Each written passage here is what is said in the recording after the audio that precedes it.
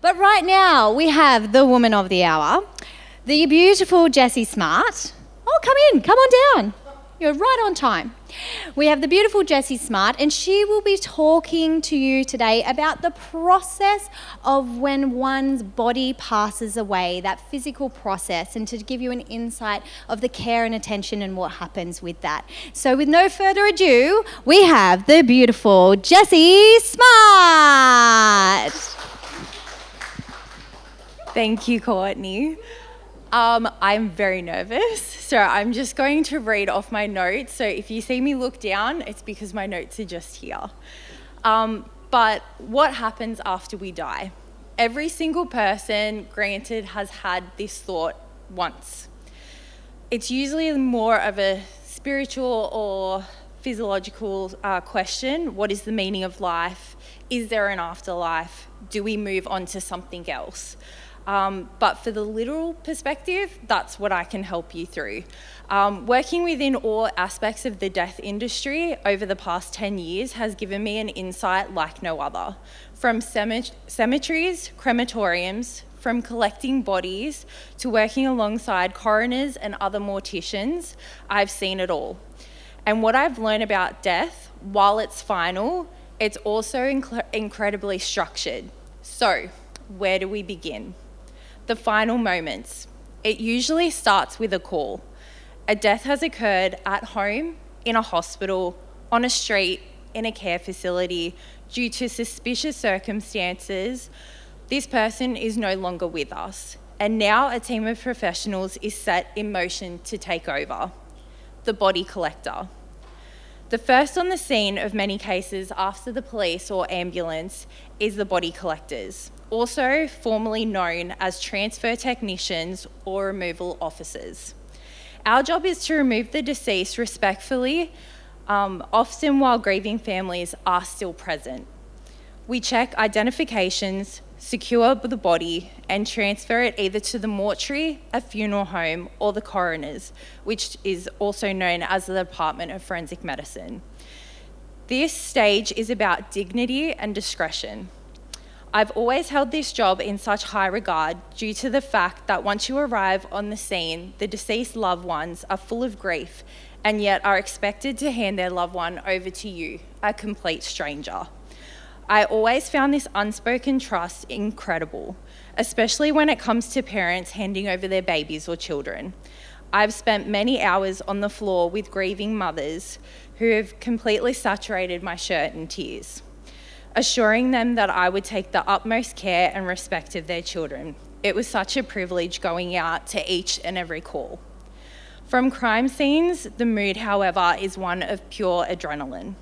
We would be assigned a PAC, which is a police area command, and given the address of where we had to attend within an hour time frame. That was it. No further instruction, just the fact that somebody had clearly passed away. Some were MVAs, motor vehicle accidents, which is pretty much what you see on TV. It is extremely hectic.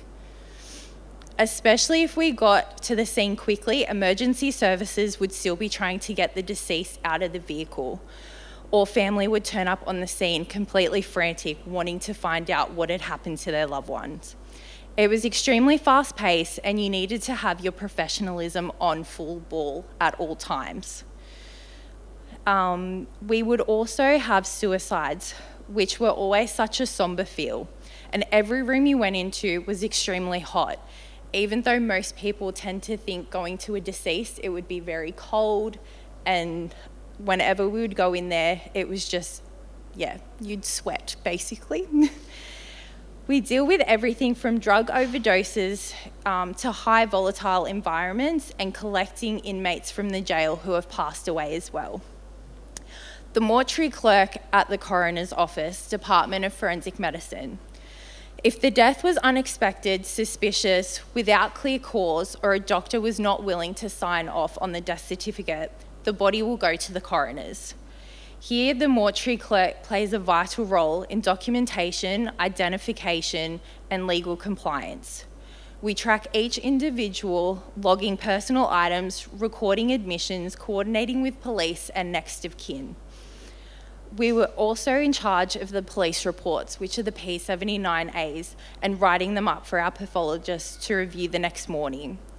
Morning parades were done each and every morning, which is where all the new cases were brought out onto the floor that had come in overnight. Basically, what would happen with these is that we were to determine if the deceased physical appearance is what matched those written up in the report. So a perfect example of this is if somebody came in and their police report stated that it was a natural, unascertained death. However, when we opened the bag, if there was clear signs of a struggle or bruising, we would then flag it, close up the deceased in the protective covering, call the police immediately, and it would be upgraded to a homicide. It was an extremely fast-paced environment, as all we wanted to do was get the deceased back to their loved ones in a timely manner. Head mortician. Once cleared by the coroner, the body will then be released to the chosen funeral home, where they will be prepared for either a burial or a cremation. This is where the mortician steps in. As a head mortician, my work involved embalming, restoring the deceased of any trauma sustained from the events leading to the death, cleaning, dressing, cosmetically preparing the deceased. Even if a deceased did not have a viewing planned by the family, I treated every single person that came through the mortuary as if they were somebody that I knew and loved. I always took the utmost respect in preparing them to the very best of my ability. It's about care. Even in death, people deserve to be treated with gentleness, especially when they are being viewed for one final time, as that is the last memory a loved one will have of them. We reconstruct faces after accidents. We close open wounds. We preserve what remains behind.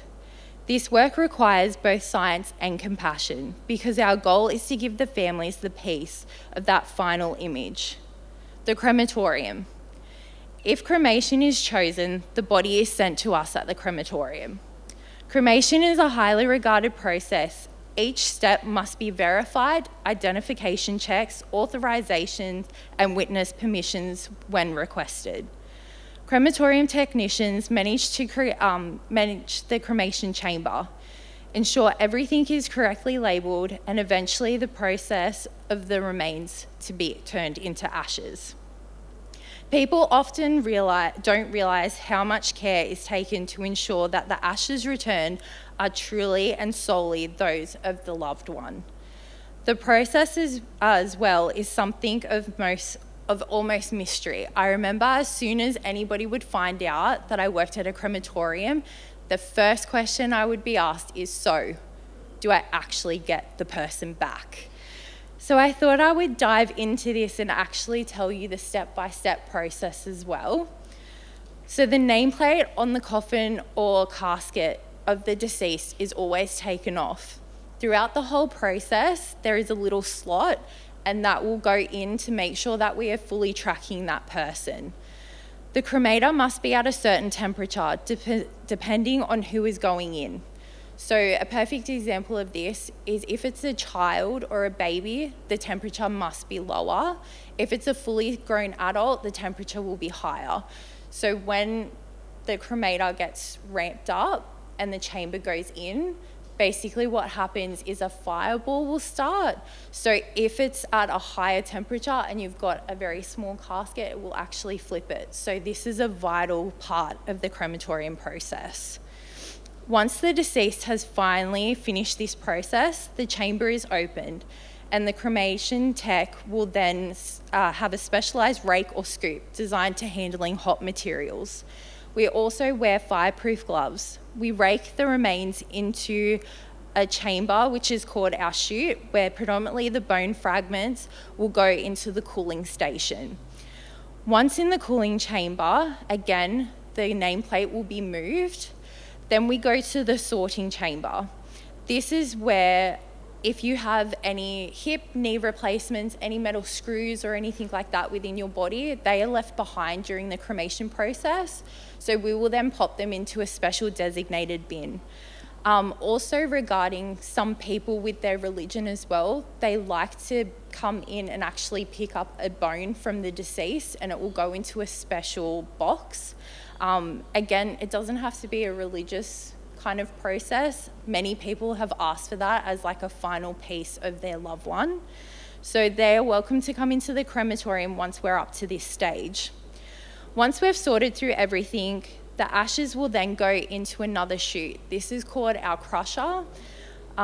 Basically what happens is it just refines the material down to it's almost like a gritty sand texture, and that is what's dropped into the PVC or the bronze ash container that the family has picked. Once this final step has taken place, the funeral home will then notify the family and the family will come and collect their loved one. The cemetery. If burial is chosen instead, it then falls on the cemetery team. This includes grave preparation, measuring, digging, securing the space, and ensuring headstones, plaque, and vases have all been ordered. We also coordinate with funeral directors to time services, maintain the ground, and guide families through what can be a bewildering day for them. A cemetery is a place of memory, but also ongoing care. It doesn't end with the funeral. Families will always return. We maintain their space. It's a quiet but sacred responsibility.